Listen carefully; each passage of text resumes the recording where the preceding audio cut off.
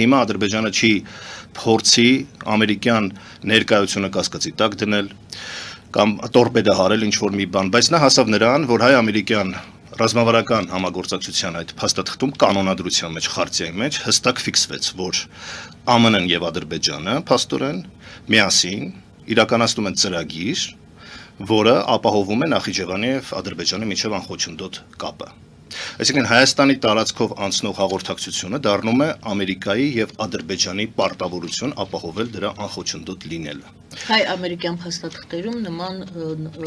հիշատակում կամ նշում չկա։ Իհարկե կա, այն իմաստով, որ դա փաստորեն ֆիքսվեց օգոստոսի 8-ով,